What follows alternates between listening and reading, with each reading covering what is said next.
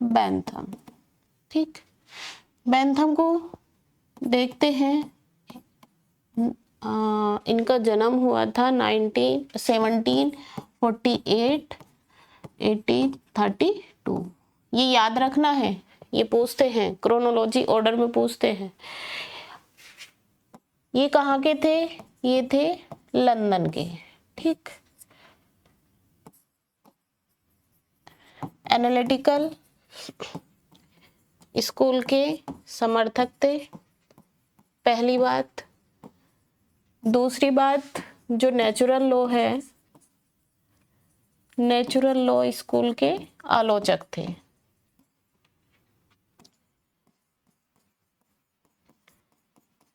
आलोचक थे, इन्होंने नेचुरल लॉ स्कूल को फॉलो नहीं किया, उसके विरोध में थे।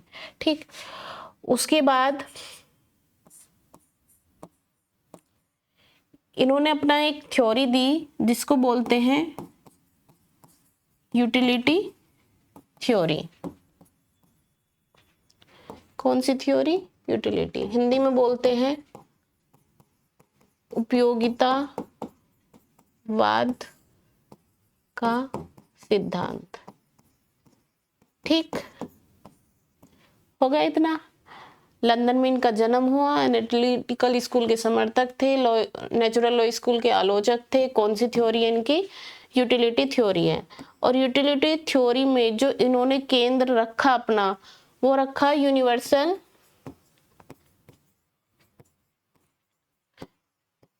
प्लेजर। पेन और प्लेजर की बात की है इन्होंने, सार्वभौमिक सुख की, सार्वभौमिक सुख। ठीक, इतनी बात हो गई। इन्होंने कहा सुख ऐसा होना चाहिए, मैक्सिमम पीपल,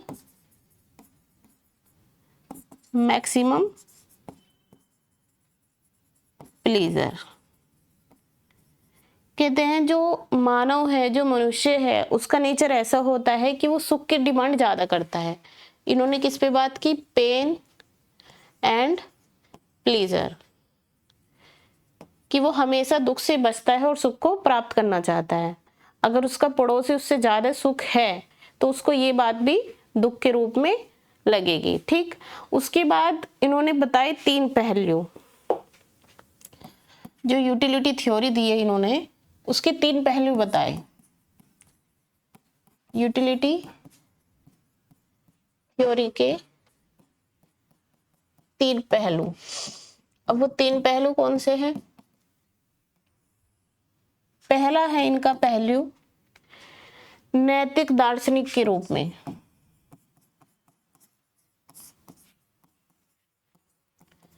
नैतिक दार्शनिक के रूप में। ठीक, दूसरा बताया इन्होंने सामाजिक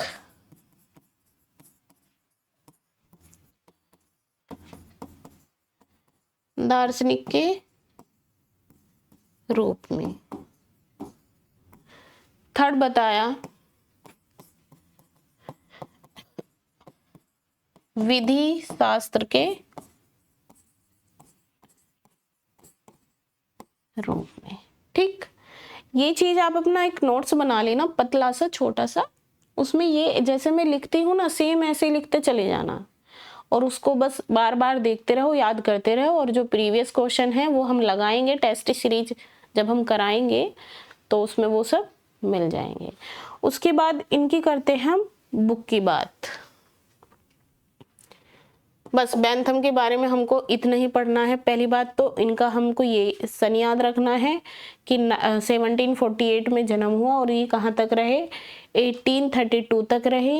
इन्होंने कौन सा सिद्धांत दिया? उपयोगितावाद का सिद्धांत दिया।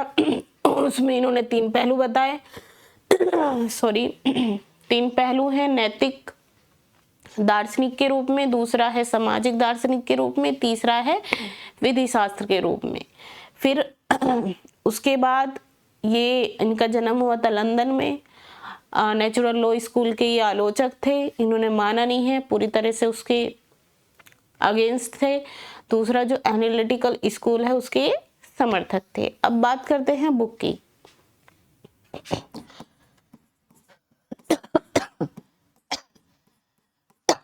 इनकी बुक बहुत सारी है और इनकी जितनी भी बुक है सारी इंपॉर्टेंट है, ठीक।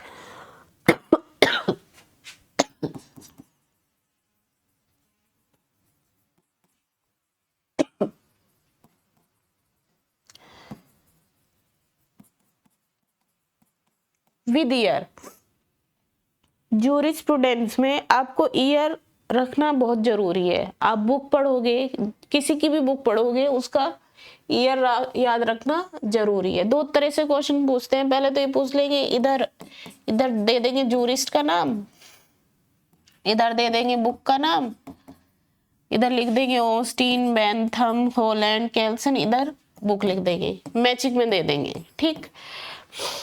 फिर बनाएंगे क्वेश्चन, इधर लिखेंगे बुक और कहेंगे इनको सीक्वेंस में लगाओ। तो जो सीक्वेंस वाला है वो हमको ज्यादा टफ लगता है, क्यों? क्योंकि हमें इनके ईयर याद नहीं रहते, तो हमको ईयर भी याद रखने हैं, ठीक। फिर है इनकी दूसरी book, principle of moral and legislation. ये कब की है? ये है 1789 की। फिर थर्ड बुक है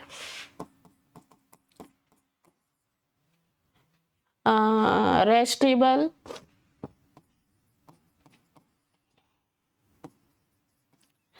जुडिशरी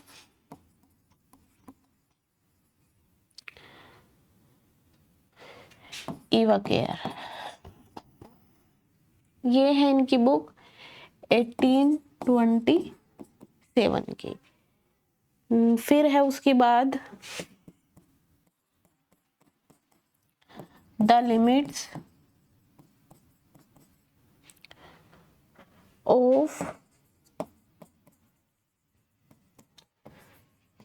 जूरिस्प्रूडेंस डिफाइन। ये कब की है? ये है 1945, मृत्यु की इनके पश्चात ये हुई। उसके बाद है the theory of punishment and revel, ठीक, 1800। ये इनकी हो गई बुक। बेंथम के बारे में हमको इतना ही पढ़ना है। अब आते हैं सामंट। सामंट में ऑस्टिन में ज्यादातर बच्चे कंफ्यूज रहते हैं। क्यों? क्योंकि कुछ बातें इनकी सेम लगती है। हमको लगता है ये ऑस्टिन ने कहा, आंसर निकलता है सामंट। हमें लगता है सामंट ने कहा, आंसर निकलता है हमारा ऑस्टिन। 1862, 1924, ठीक। इसके बारे में हम पढ़ते हैं। इन्होंने कहा कि विधि न तो केवल अधिकार है न केवल शक्ति है, बल्कि इन दोनों का उचित समन्वय है। क्या कहते हैं? कि विधि न तो केवल अधिकार है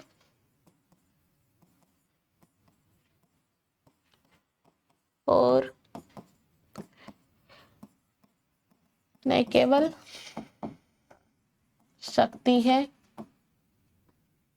बल्कि इन दोनों का समन्वय है। सामंजस्य के रूप में विधि को इन्होंने बताया, ठीक। फिर इन्होंने अपनी बुक दी एक,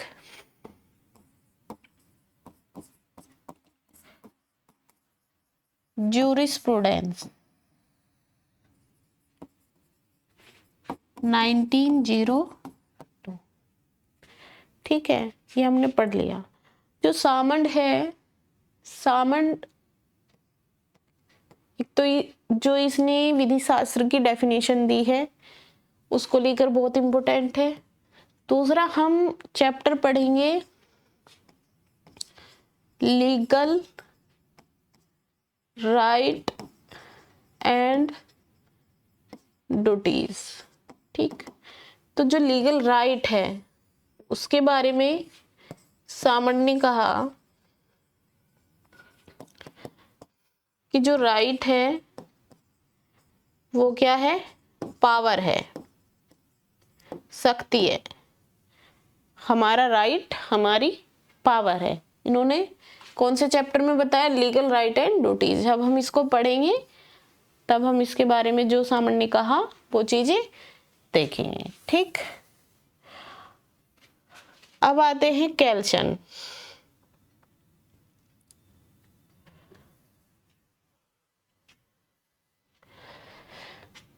बस सामंड को इतना ही देखना है इस स्कूल में। फिर आते हैं केल्सन। केल्सन की बात करें 1881 1973। ठीक, ये हो गए केल्सन। अब जो केल्सन है उसको वियना शाखा के प्रवर्तक माने जाते हैं। ठीक,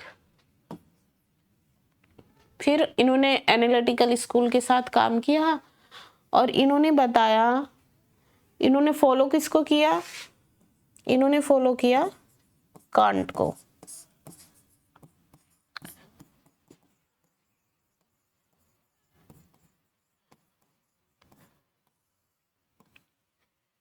अब एक क्वेश्चन आता है कि ऑस्टीन ने किसको फॉलो किया, किससे इंस्पायर हुए ऑस्टीन, जिसको उन्होंने आगे बढ़ाया। दूसरा पूछता है केल्सन किससे इंस्पायर हुए और उन्होंने किसको आगे बढ़ाया। तो अगर ऑस्टीन का पूछा जाए तो ऑस्टीन फॉलो करते हैं बेंथम को, बेंथम को फॉलो किया, इंस्पायर थे ये इनसे। और जो केल्सन है वो उन्होंने फॉलो किया कांट को। ठीक, ये नोट डाल के लिख लेना। अब जो केल्सन है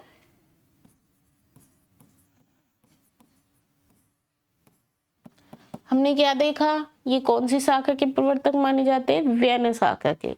ठीक, फॉलो किसको किया इन्होंने, कांट को फॉलो किया। अब बात आती है इन्होंने थ्योरी कौन सी दी, तो इनकी थ्योरी है प्योर थ्योरी ऑफ लॉ, विधि का विशुद्ध सिद्धांत। ये कहते हैं जो विधि है वो एकदम प्योर होनी चाहिए, प्योर। ठीक है ना, उसमें किसी भी तरह का कोई पक्षपात वाली चीज ना होनी चाहिए। बस यही पूछा जाएगा कि प्योर थ्योरी ऑफ लॉ किसकी है, केल्सन की। 1000 बार क्वेश्चन बन चुका इससे, बस इतना ही पूछा जाता है केल्सन की थ्योरी कौन सी, प्योर थ्योरी। ये कौन सी शाखा के जनक माने जाते हैं, वियना शाखा के माने जाते हैं। ठीक, अब कुछ तत्व पढ़ लेते हैं। ठीक है ना, कुछ मूल तत्व पढ़ते हैं प्योर थ्योरी के।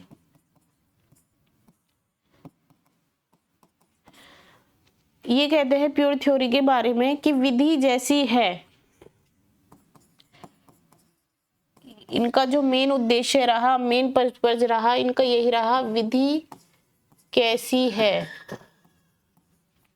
इज, और कैसी चाहिए, कैसी होनी चाहिए, ought।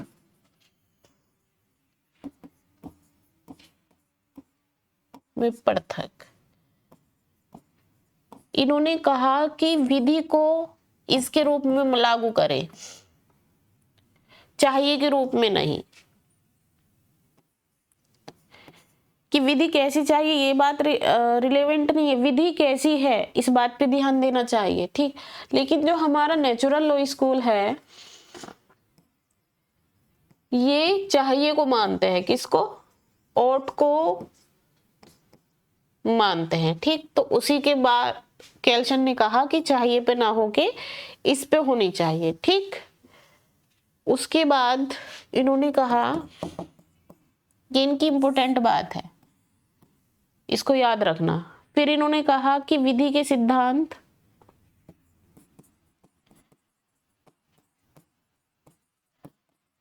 सिद्धांत और विधि में अंतर, मतलब लॉ एंड थ्योरी को इन्होंने क्या किया, अलग माना कि लॉ अलग है, थ्योरी अलग है। सही बात भी है। फिर इन्होंने मानक की बात करी कि विधि जो है, पहले इन्होंने कहा कि विधि ऐसी होनी चाहिए, विधि को सभी व्यक्तियों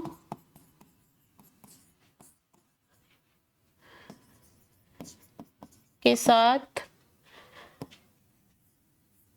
समय और परिस्थिति समान रूप से लागू होनी चाहिए, समान रूप से लागू, ठीक। फिर ये बात करते हैं मानक की,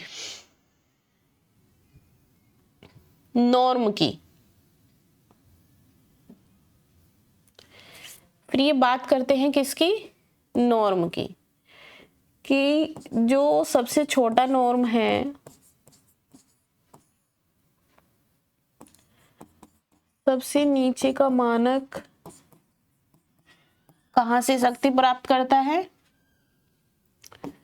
ऊपर वाले मानक से शक्ति प्राप्त करता है।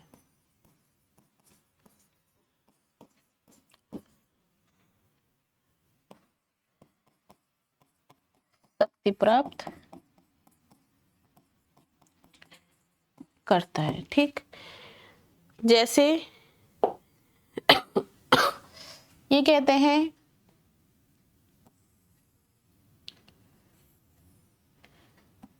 कि एक पिरामिड है, इन्होंने कहा नॉर्म्स ऑफ पिरामिड, ठीक, कि ये इस तरह से बनाया हुआ है, ये इससे शक्ति प्राप्त करता है, ये इससे शक्ति प्राप्त करता है, ये इससे शक्ति प्राप्त करता है, ये इससे शक्ति प्राप्त करता है। जैसे कि हमारे कोर्ट बने हुए हैं लेकिन वो शंकु आकार में है, ठीक, कि district court, state high court और फिर सुप्रीम कोर्ट। तो ऐसे ये बात करते हैं नॉर्म की, जो सबसे शक्तिशाली नॉर्म है वो सबसे ऊपर है और जब से कमजोर नॉर्म है वो सबसे नीचे है, और ये एक दूसरे से इस तरह से शक्ति प्राप्त करते हैं।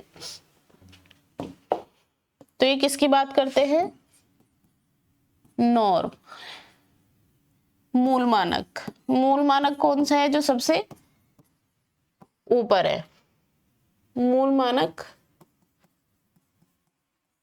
शक्ति देता है, ठीक, जो नीचे के मानक है, ठीक है।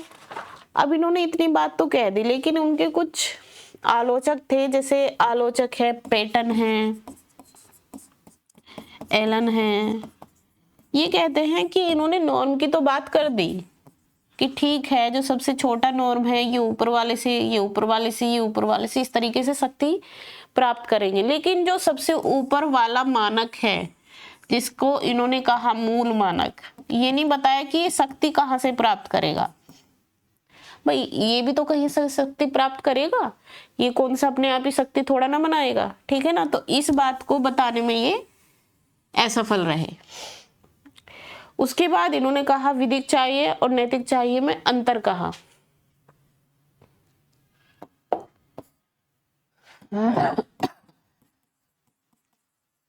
विधिक चाहिए और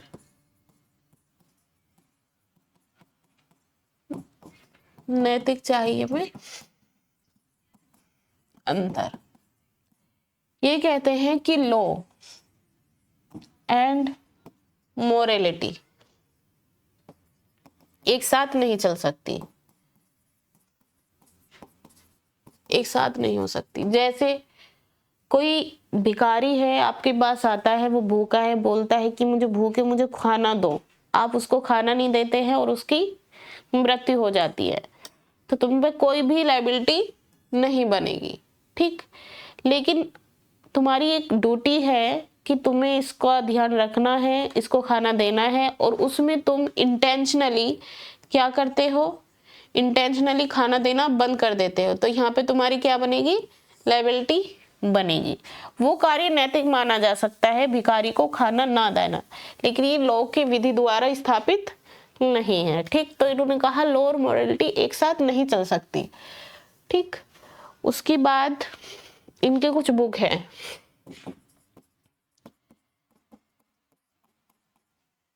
पहली बुक है इनकी legal order is a pyramid of norm. Legal order is a pyramid of norm. दूसरा ये बताते हैं general theory, general theory law and state, ठीक। फिर ये बताते हैं knowledge of hierarchy of normative relation. ये हो गए कैल्शन। कैल्शन का बस हमें इतना ही पढ़ना है। अब बचते हैं हॉलैंड।